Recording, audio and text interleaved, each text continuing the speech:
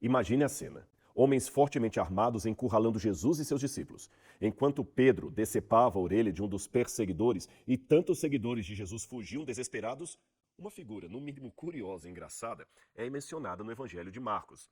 A Bíblia diz que um jovem que vestia apenas um lençol de linho fugiu deixando as vestes para trás, enquanto os soldados tentavam inutilmente prendê-lo. Afinal, quem era esse jovem? E por qual motivo essa história tão pitoresca está registrada apenas em Marcos e não nos demais evangelhos? Se você ainda não tinha reparado, cada um dos 4 evangelhos possui a sua própria particularidade. E eu ensino mais sobre isso no módulo sobre os evangelhos sinóticos dentro da plataforma A Bíblia Comentada. E se você quer entender melhor o Novo Testamento como nunca antes, eu sugiro que você se inscreva o mais rápido possível. Sabe por quê? Nós estamos lançando uma nova aula exclusiva para todos os nossos alunos, isso todas as semanas, uma vez por semana. Então abaixo você encontra o link do nosso site. É só clicar e saber mais informações. Eu aguardo você. Sim, vou perguntar para o Rodrigo. Rodrigo, queria que você agora então nos explicasse toda essa passagem, essa história, até o momento em que existe a fuga para Midian. Ok. Para a gente entender a história de Moisés, vamos falar um pouquinho de casos de família. Treta do Egito Antigo. Para resumir para a galera que está em casa e para vocês aqui também, o Egito foi a segunda maior potência mundial daquele tempo. Primeiro era a Mesopotâmia, a Suméria, depois vieram os Elamitas, os Assírios, lá na região onde hoje é o Iraque. E aqui estava o Egito, também outra potência. É como se fossem Estados Unidos e Rússia, sabe? Estados Unidos e China, assim. E o Egito teve uma época que recebeu muitos imigrantes, muitos. E eles vinham trabalhar no Egito e ficavam lá, porque o Egito, apesar de 95% do país serem desertos, o Egito tinha mais condição de não enfrentar seca do que, por exemplo, a região do Levante, que é onde fica Israel, Canaã. Porque eles ficavam à beira do rio Nilo, tanto é que no Cairo não chove. No Cairo não chove. Chove em Alexandria, no norte, no Cairo não chove, ali tudo é deserto do Saara. Mas o rio Nilo provinha o povo de comida, agricultura, água. Então, quando tinha qualquer seca em Canaã, o pessoal corria para o Egito. Nós estudamos aqui a história dos patriarcas, quando Abraão foi para o Egito, depois Jacó foi para o Egito, então você tinha que ir para o Egito. Aí muitos asiáticos, que o Egito está na África, muitos asiáticos migraram para lá, um grupo deles chamados Ixos, foram crescendo no Egito, e no momento de fraqueza do Egito, eles tomaram o poder. Tomaram o poder e até criaram faraós para si. Foi na época que os Ixos estavam no poder no Egito, que José do Egito existiu. Nós falamos sobre isso aqui. Agora, só que... Então, Rodrigo, aqui, ó, ali, o José do Egito, ele ascendeu no Egito, né? E Moisés, né, ele percebeu um lugar que estava escravizando os israelitas. Exatamente. Né? Como que eles foram parar lá? Essa que é a questão. Quando José assumiu... exatamente. Quando José assumiu o Egito, por que José assumiu? Nós contamos aqui, quem não assistiu a galera, aí pode ver de novo esse podcast que a gente fez sobre José do Egito, acho que foi até o primeiro. Foi o primeiro ou o segundo? Foi o primeiro ou o segundo, né? E falta você assistir lá, e quem já assistiu, assista de novo. O José conseguiu ascender aquele cargo no Egito porque ele também era asiático. Ele era semita, como os Ixos. Só para explicar ao pessoal, semita... o asiático é como falar latino-americano para quem mora aqui. O boliviano é latino-americano, o argentino e o peruano e o brasileiro também.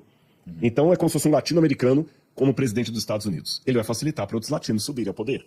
Só que, depois que José do Egito morreu, passou algum tempo, aí os faraós de sangue legitimamente egípcio arrumaram um exército mercenário, mataram o último faraó Ixo e assumiram de novo o poder. Cara, mas como você sabe disso, Rodrigo? Porque arqueologia. Nós temos isso aqui todos tá na arqueologia? Tá na arqueologia. Mas, aonde que é escrito isso? Porque, eu li a Bíblia. E aí, de repente, isso acontece. Eu falo, como que isso aconteceu? De repente, você tinha José aqui no topo, agora tá todo mundo escravo. O interessante que a arqueologia ajuda nesse ponto é que, por exemplo, hoje mesmo, no almoço lá, eu descobri que você tem ascendência holandesa. Sim. Eu não sabia disso. Hoje o Thiago contou a história do avô, como é que veio da guerra e tal, aquela coisa toda. Então imagina que eu só vejo o Thiago no PrimoCast. Eu tenho um conhecimento sobre você. Mas aí alguém fala assim, pois é, mas eu conheço mais coisas do Thiago e eu vou escrever a biografia dele. Fica muito mais rico entender algumas coisas suas a partir da sua biografia familiar, de onde que vieram algumas tendências, a gente conversou sobre isso. Então a arqueologia, ela dá aquele pano de fundo no qual a Bíblia foi escrita. Certo. Coloca a Bíblia num contexto. Aí você entende por que esse faraó não conhecia José. Porque onde a gente encontra isso? Nós temos documentos egípcios, tem os textos das pirâmides, tem textos de historiadores antigos como Heródoto e assim por diante. Então o que a gente sabe pela história antiga é que os Ixos dominaram um tempo o poder, eram estrangeiros que dominaram sobre o Egito. Nessa época, Faraó era Ixo, e por isso José do Egito vai lá. Quando os Ixos são retirados do poder e os egípcios voltam ao poder, Aquele faraó, que era o grande guerreiro mesmo, chamava-se Camose. Vocês nunca foram ao Egito, não, né? Não, eu fui uma vez rapidinho. As múmias de tudo que eu vou citar agora estão no Museu do Cairo. Toda a família lá.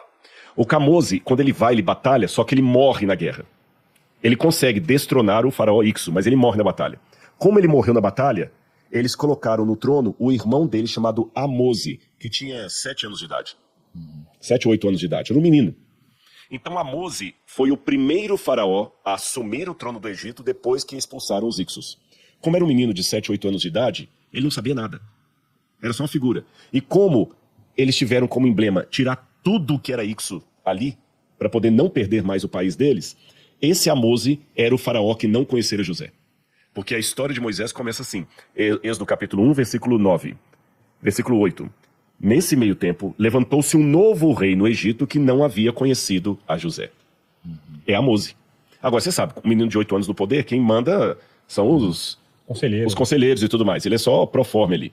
E o que eles fizeram logo depois? Eles fizeram 2 coisas. Primeiro, para que a coroa não caísse na mão de estrangeiros, eles obrigaram o faraó menino a casar com a irmã dele. Caramba. E quando eles tiveram um casal de filhos, eles obrigaram os 2 também a se casarem. Nossa. Para que não saísse da família o controle. Segunda coisa que eles fizeram, expulsaram os Ixos de lá, expulsaram a maior parte dos asiáticos e escravizaram os demais que permaneceram na terra. Foi nessa situação que os hebreus, sendo asiáticos, se tornaram escravizados. Cara, eu ouvi uma história onde o faraó, ele deu trabalho para todos. E aí ele tinha, obviamente, uma pranchetinha ali, onde ele tinha o quanto cada um produzia, tinha o salário que era pago, né, a remuneração que era dada, e aí ele foi baixando essa remuneração até o momento que quando as pessoas perceberam, elas viraram escravas e ficaram dependentes dele ali. Tem alguma história? Procede. Quando a gente fala escravos no Egito, a nossa cabeça pensa no escravo negro do Brasil colonial. Não, escravidão do Brasil colonial era uma coisa. Ou numa escravidão de capturado de guerra, assim. Exatamente. Assim. Mas mesmo a escravidão capturado de guerra, havia algumas modalidades de escravidão que a pessoa recebia salário. Mas era mais ou menos... Sabe essa escravidão que está acontecendo no mundo hoje?